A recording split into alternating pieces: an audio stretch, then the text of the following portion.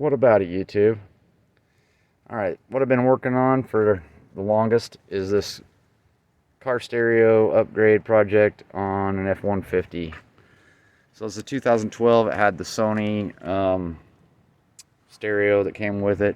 The deck got the blinking light syndrome, where over time they're notorious for having weakened connections from heating up, cooling down, heating up, cooling down, and so eventually you'll get the blinking clock, and you can send it off to get it fixed. But I had a bunch of old speakers, so I figured I'd put them to use and put a system in here.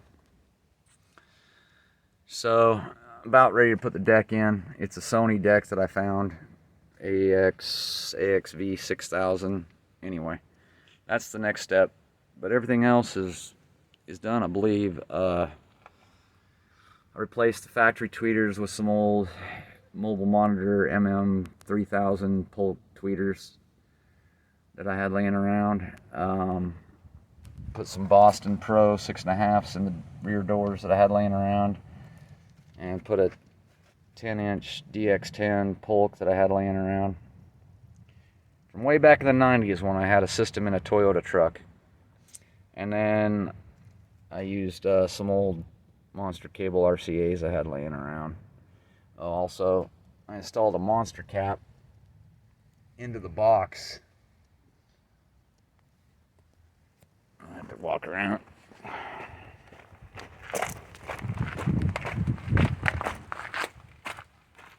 I installed this Monster cap into the box and then covered it over with this cap so that it won't short out. But yeah, I built this box. It's like 0.65 after I did all the calculations, square foot, and the speaker likes to have 0.66 square feet sealed. So pretty dang close. And that's calculating the space taken up by the cap being installed inside of it. Anywho, I decided I'd go ahead and put a little Sony marquee on there, since it's going to be Sony deck, and it'll match the Sony up here.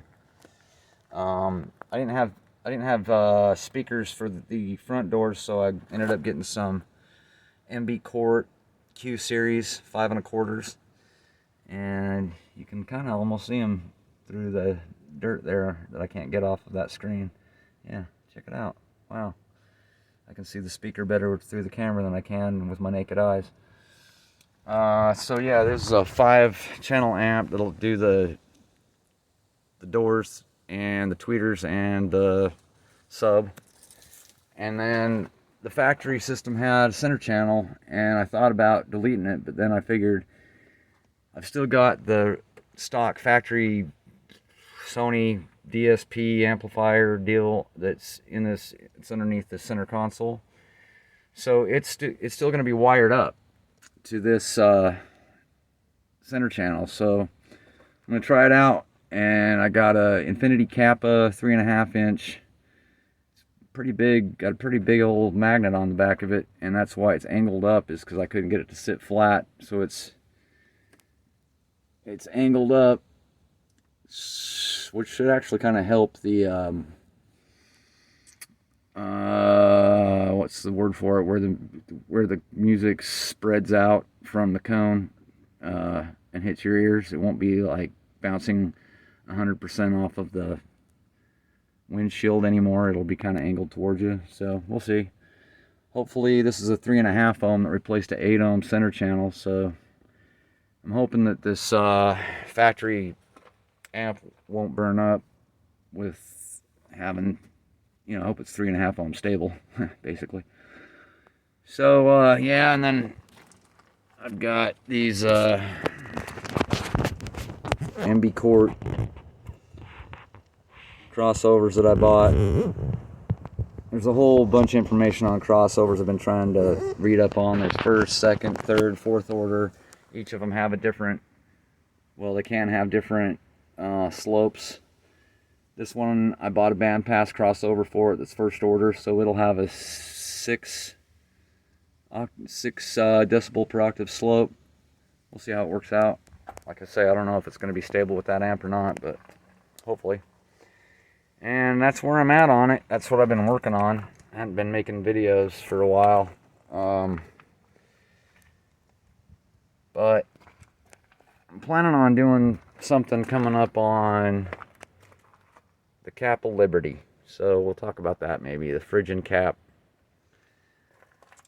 But anyway, back to the stereo business. I got this thing called the Maestro, and that's supposed to be able to keep your steering wheel controls, and it's got some other doodads that go along with it that's kind of cool. So like it hooks up to your ODB connector and tells you you can use gauges to see, like, hopefully if I got it right, I'll be able to like check out my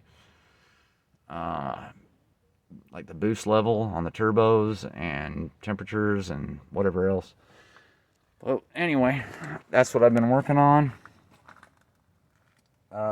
Some cool stuff I ran into are these wire ferrules. They made the job really nice. That way, when you're making connections and stuff, like on these crossovers, each one of those has a ferrule inside of the connector. It just makes it easier to crimp on without having it slip off. On the amp, same deal. Put ferrules on everything, speaker wires and power wires. And then when you screw your screws down, it's going into the ferrule. It's not like destroying your wires with the threads. But there's the crimping tool for the ferrules. They're really cool. And anyway, that's it. God bless.